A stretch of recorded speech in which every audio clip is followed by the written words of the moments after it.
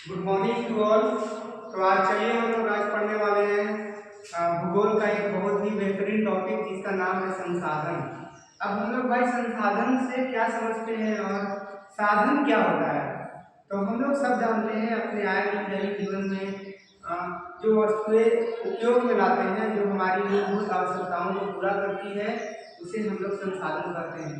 चाहे वो जो भी हमारे प्रकृति में जो भी चीज उपस्थित है, चाहे वो प्राकृतिक के द्वारा बनाया गया हो, चाहे वो मानव निर्मित के द्वारा बनाया गया हो, तो वो सारी वस्तुएं संसाधन कहलाती हैं जो हमारी आवश्यकताओं को पूर्ति करने में मदद करती है। तो चलिए आज हम लोग पढ़ते हैं दो शब्द संसाधन के बारे में। तो संसाधन संसाधन तो संसाधन तो हम लोग कहते क्या है? रिसोर्स रिसोर्स रिसोर्स कहते हैं हम लोग। और संसाधन से हम लोग समझते क्या है? तो संसाधन से हम यह समझते हैं कि जो हमारी आवश्यकताओं को पूरा करने में मदद करती है, उसे हम लोग संसाधन कहते हैं। एक वैज्ञानिक थे और पर्यावरणविद वैज्ञानिक थे। एक वैज्ञानिक थे पर्यावरण पर्यावरण पर्यावरणविद वैज्ञानिक वैज्ञानिक पर्यावरणविद वैज्ञानिक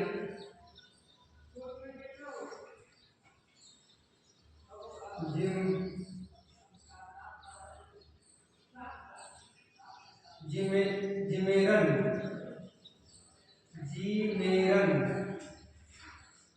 पर्यावरणविद वैज्ञानिक थे जिनका नाम है जिमेरन। उन्होंने क्या बताया?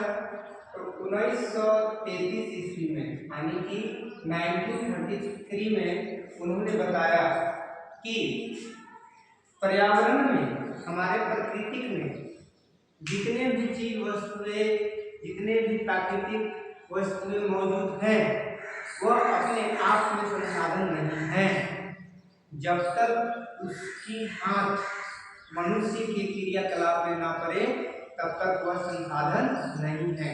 तो जी मेरन ने यही हमको बताया कि प्रकृति में जितने भी चीज वस्तुएं मौजूद हैं और वह जब तक मनुष्य के हाथों में ना आए, तब तक वह संसाधन नहीं है।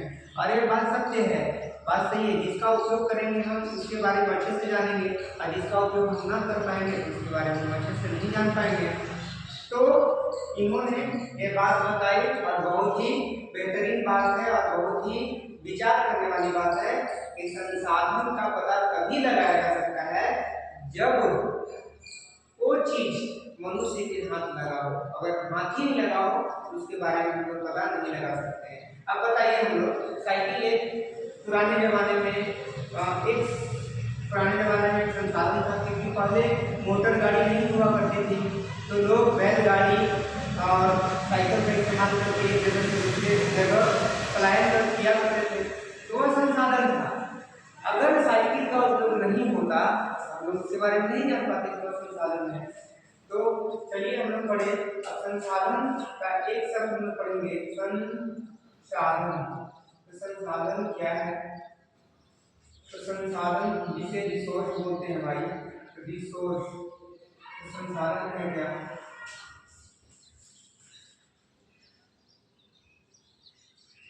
पर्यावरण में उपस्थित वे सारी वस्तुएं जो हमारी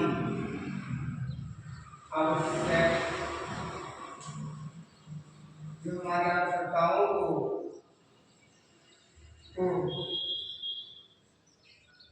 पूरा करने में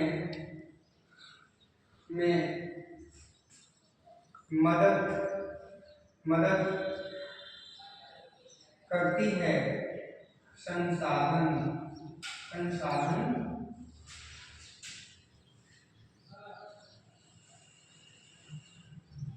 कहलाते हैं। संसाधन कहलाते हैं मतलब पर्यावरण में उपस्थित वे सारी वस्तुएं जो हमारी आवश्यकता आवश्यकताओं को पूरा करने में मदद करती है, संसाधन कहलाते हैं। जैसे जैसे जैसे नदी, झरने, तालाब,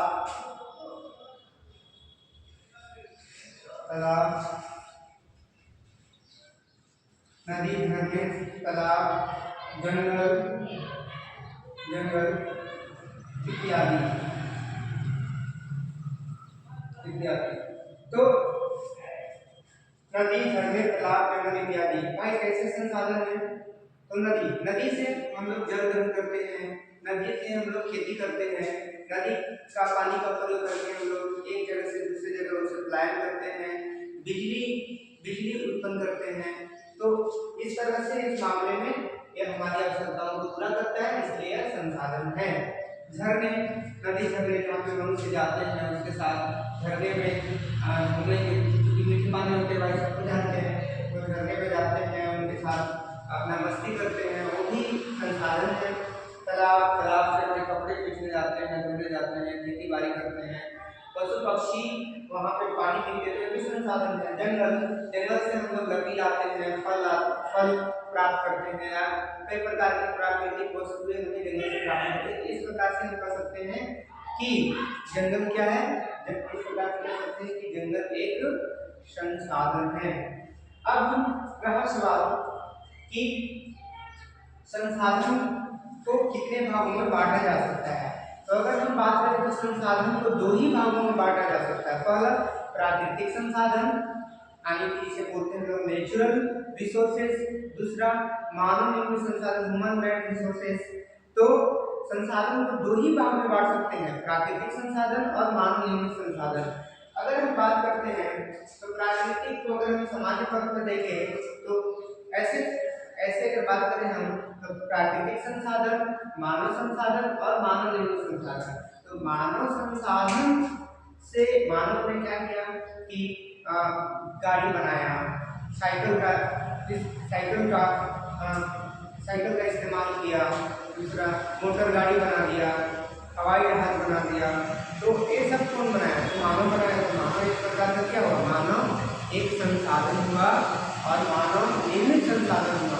अब हमको जाना है एक जगह से दूसरी जगह, तो हम पैर से मतलब अपने पाँव से दौड़ के चल कर जा सकते हैं, तो वो भी एक क्या है? साधन। तो अगर हम बात करते हैं संसाधन की बात करें हम, तो संसाधन जो है इसे सामान्यतः अगर हम बात करते हैं तो इसे तीन भागों में हम बांटते हैं।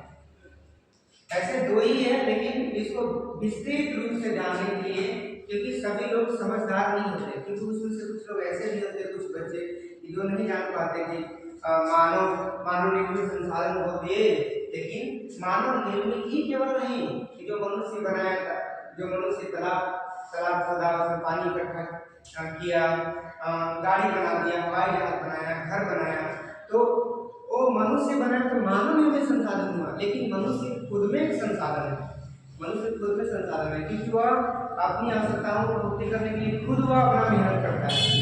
तो संसाधन अगर हम बात करते हैं तो जनरली तीन भागों में बांटते हैं। पहला प्राकृतिक संसाधन, दूसरा मानव संसाधन और तीसरा मानव निर्मित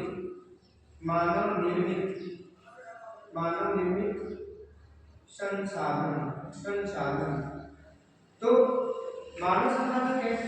प्राकृतिक संसाधन में कौन आ जाएगा? तो प्राकृतिक संसाधन में अगर हम बात करते हैं जनरली अगर हम बात करते हैं तो नवीकरणीय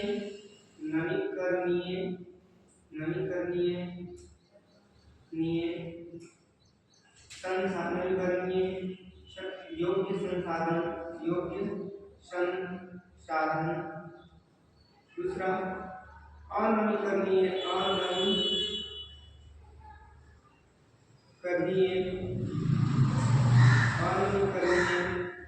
योग्य संसाधन। मानव संसाधन साधन, स्वयं स्वयं स्वयं में दौड़ना, दौड़ना, पैदल चलना, मानवीय संसाधन, घर, रास्ता, तालाब, मोटर, गाड़ी इत्यादि इत्यादि। तो संसाधन को हम इस तरह से बांट सकते हैं, प्राकृतिक संसाधन, मानव संसाधन, मानव निर्मित संसाधन।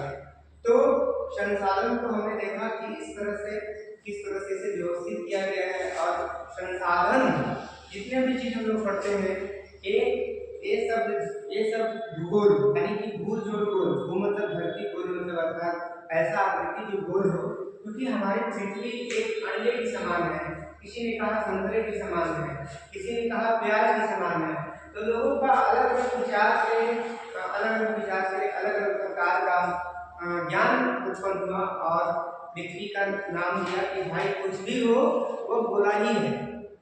ठीक है, तो इस तरह से हमें भूगोल की बात इस प्रकार से हमें संसाधन बताती है कि संसाधन हम उन्हें कहते हैं जो हमारी आवश्यकताओं को पूरा करती है और पूरा करने में से मदद करती है। तो चलिए, मैं आज यह परिचय था और संसाधन शब्द जो है बहुत इम्पोर्टेंट है सभी के लिए, एग्जाम के दृष्टिकोण से और जानने के दृष्टिकोण से भी यह बहुत महत्वपूर्ण है और इसे हमें याद रखना चाहिए। तो चलिए, आज की क्लास में बस इतना ही। थैंक यू, धन्यवाद।